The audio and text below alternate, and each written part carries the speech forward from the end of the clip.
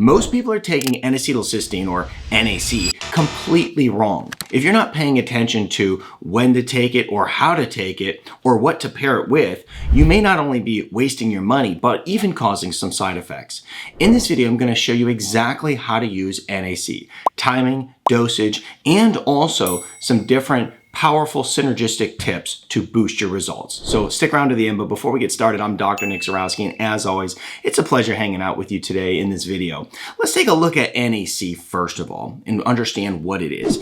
NAC is a modified form of the amino acid cysteine, and your body uses it to make glutathione, which is going to be the most powerful antioxidant in your body. It's very important, and this is going to play a critical role in detoxification, immune system function, brain health, and even your liver health. Now, also, NAC, furthermore, will help break down mucus in the lungs. It's going to support mental health. It also has been studied with fertility, addiction. It's been shown to help people who are suffering from long COVID. But in order to unlock these benefits, you gotta be using it correctly. So this is where today's topic is very important. Now, the most common dosage that you can utilize for NAC is around 600 to 1800 milligrams. But depending on what you're trying to accomplish, you're gonna use this a little bit differently. Let me explain here. First of all, for general wellness and general well-being, I like to be right around 600 milligrams per day. So let's say that you're hearing about all these benefits of N-acetylcysteine, you want to take part of that. Well, one of the ways that you can do it is take 600 milligrams a day and get these benefits. And the fact is that it's not only going to be protective towards your liver and it's going to boost glutathione in your body, but it also is very inexpensive to do. So that's 600 milligrams a day for general well-being. Now, let's say that you're somebody who wants to detox, you want to get that liver support, you're really looking to boost up the potential benefits from NAC. Well, you're going to be somewhere around 1200 milligrams to 1800 milligrams per day at this point. Now, there's a ton of benefits of using NAC for your mental health and mental well-being, whether it's OCD or fighting depression. N-acetylcysteine has been shown to help greatly in these areas. Now, when you look at a lot of the research around NAC and mental health, it is upwards of 2400 milligrams to 3000 milligrams per day. Now, if you're taking NAC at this level, you probably want to be working with somebody to help give you guidance, okay? But NAC has been shown to have profound benefits for mental health. And those are the ranges that a lot of research shows that it is beneficial to take at. Now, if you're somebody who's dealing with a respiratory illness, because you have probably heard NAC offers tons of benefits in the way of lung health, whether it's COPD or any other issue, NAC is very powerful. And what typically works really well here for lung health is around 1200 milligrams per day, okay? Now, if you're new to taking NAC, one of the things I would encourage is always start low, because you may find out, for instance, that you react poorly to NAC, or maybe you even have a sulfur sensitivity, which I'll talk more about in just a second. And remember, NAC doesn't require a mega dose in order to actually work correctly. As I mentioned, for general wellness and well-being, and what I do personally is 600 milligrams per day, because it's more about the timing and the synergy of NAC in order to get the great results, not necessarily about the mega dose. Now, let's talk about timing of NAC and when you should take it. Well, one of the things that you'll find is that in order to get the best results, you could take NAC on an empty stomach around 30 to 60 minutes before a meal. And the reason that this is beneficial is because food, especially proteins, can actually compete for the absorption of NAC, and that's going to reduce the bioavailability of it. Now, if you're using NAC for detox and immune support, one of the things that you may find is that morning is going to be the most ideal. And if you're taking NAC for maybe mental health or sleep quality, then you'd want to not only take it in the morning, but also consider taking it at night as well, because this is going to help you later on in the day. So now that we looked at timing and we also looked at dosage, the next thing to consider is what can you actually pair NAC with in order to get some better results? Well, once again, this has a lot to do with what you're trying to accomplish in your body. Let me talk about some different nutrients you can pair NAC with so that you can actually get that synergistic boost in your body. So first one on our list is going to be vitamin C.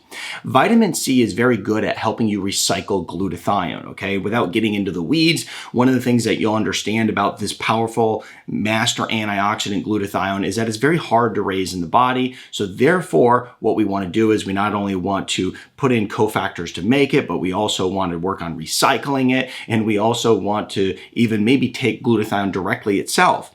But I will tell you, as far as NAC goes, if you take it with vitamin C, it's going to help recycle glutathione, and it's also going to enhance its antioxidant defense.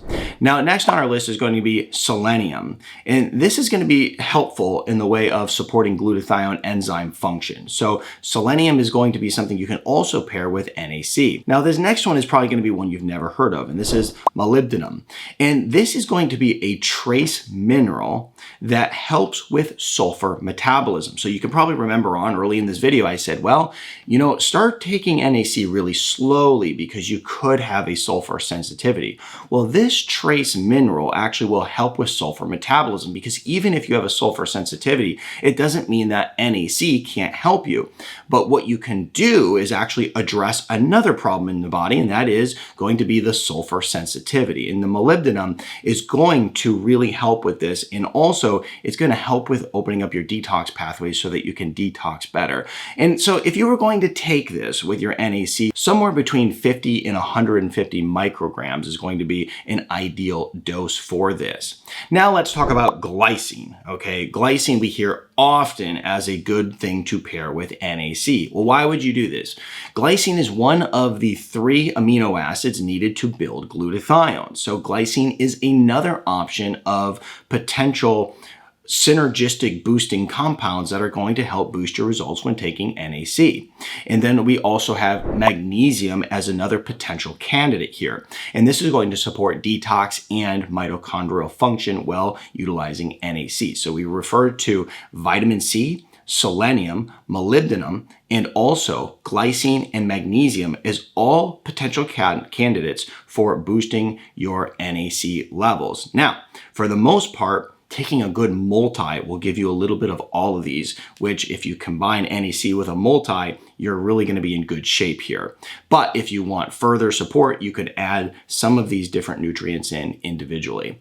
Now, this combo works especially well if you're someone who is trying to detox, if you're fighting a toxicity issue in your body, or just really fighting oxidative stress and looking to boost glutathione. And if you're someone who's actually taking glutathione directly, you'll find that you can actually use NAC to extend the benefits that glutathione has to offer in the body. So it's still beneficial to take even if you're taking glutathione. Now, if you're looking for a good quality NAC, I'll put a link to one that I use clinically and personally in the description below. And the reason I like this one so much is because it's dosed in 600 milligram capsules. So you can go 600 milligrams or 1200 milligrams. And if you look back at the research, it really shows us that that pretty much is what the research is pointing to, either 600 milligrams up to 1200 milligrams or a little bit more if you're trying to accomplish some support for mental health, in which you would take another capsule. Now, when should you not take NAC? This is the million-dollar question. Well, if you're somebody who has sulfur intolerance, as we mentioned earlier, it can be a little bit troublesome. I gave you a workaround as to how you could actually take a trace mineral in order to help with this sulfur intolerance and support detoxification, but you may not want to take it at all if you have a sulfur intolerance. If you're somebody who is sensitive to sulfur, what you're going to want to do is be aware of this, because NAC could give you those negative side effects. I gave a workaround using the molybdenum in order to use that trace mineral to support the sulfur metabolism and also detoxification. Now, somebody who also has a CBS gene mutation, this is a cystathionine beta synthase gene mutation. If you've ever done a gene test on yourself and you have that information, you could go back and look for the CBS gene mutation. If you have this, it basically shows that you are going to have a struggle in your body with sulfur metabolism or even the methylation cycle, okay? So this is something you should be aware of. But other than that, NAC has been shown to be very safe for most people. Now, if you find this video helpful, give it a thumbs up and share it with somebody who's on a healing journey just like you are. Other than that, put in the comments below, have you used NAC? Share your story so that you can help inspire others to take control of their health and do it naturally. I'll see you in this video over here next.